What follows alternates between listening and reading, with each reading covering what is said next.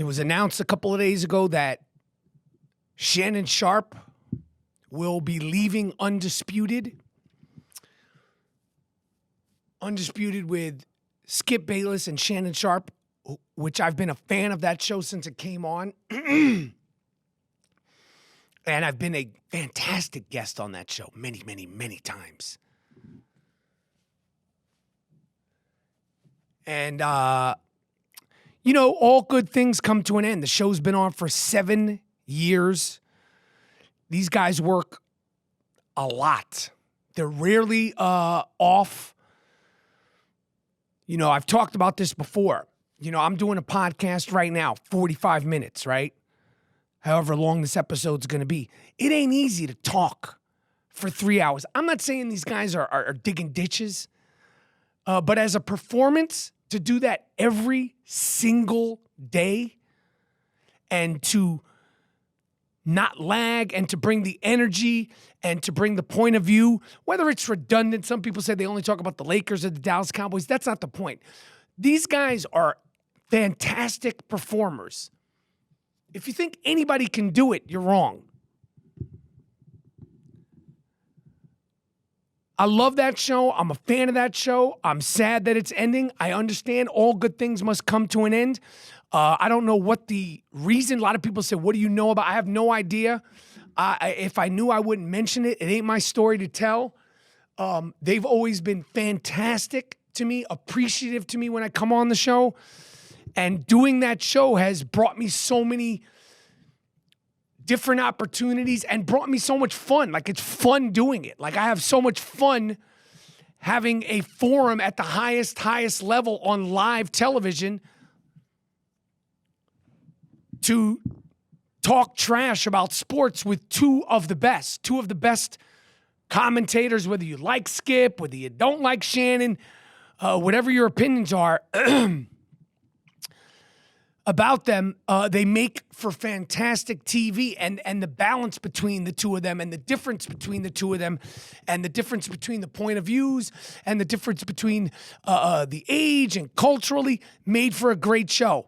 And I'm sad that it's ending. I don't know what they're going to be doing with the show next. I would love to go on the show one more time to just articulate that and let them know how much I appreciate it, and to just bring it down one more time. Because even just, most recently in the playoffs, I was on there talking about the Knicks, on there talking about the Heat, on there talking about the Lakers.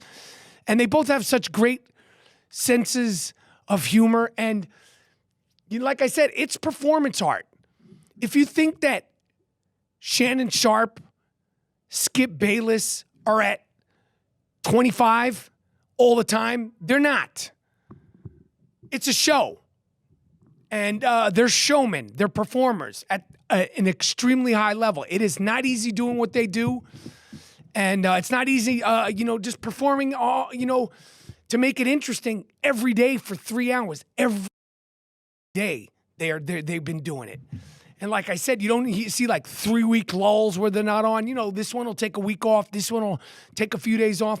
But they've been going hard for 7 years. And, I'm sure part of it has to do with just like, I need a break. Like, I'm done, So I'm sad to see that go. Speaking of sports and Los Angeles, because Undisputed takes place in Los Angeles, the Los Angeles Dodgers are in a crazy controversy because it's Pride Month. The month of June is Pride Month, which I think is great.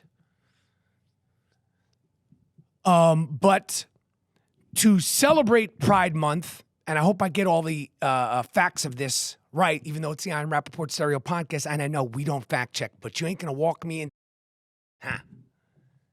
You ain't walking me off a Pride Month cancellation cliff. Ain't happening to me. Ain't happening to me. Not today.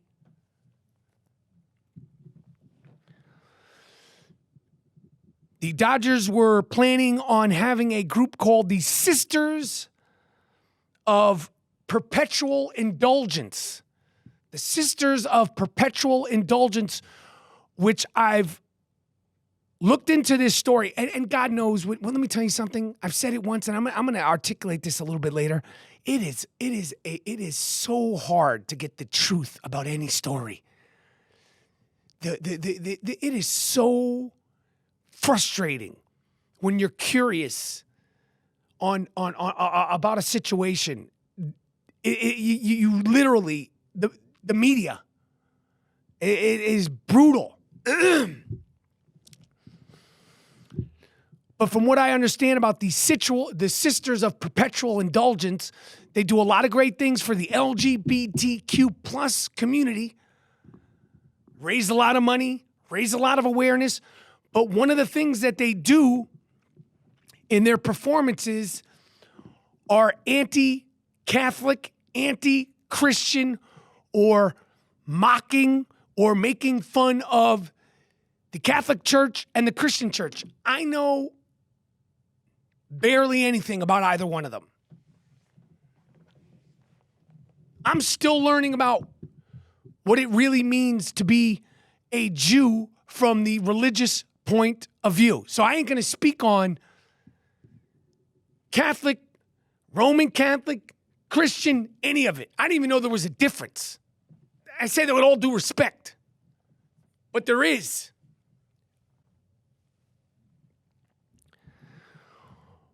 But apparently, they do things with crosses and they dress like nuns and, you know, they mock the church. Allegedly. Ain't gonna catch me up in LGBTQ plus cancellation cliff. Ain't falling off that cliff. Ain't happening. So some of the Dodgers who are of Catholic faith, Christian faith, and Los Angeles, a lot of the fan base of the Los Angeles Dodgers in particular are Latin. A lot of the fan base is Catholic, Christian, from the church, let's just say. Let's just say from the church. I don't know if that's the right term. And the Dodgers have spoken out saying, I ain't with it.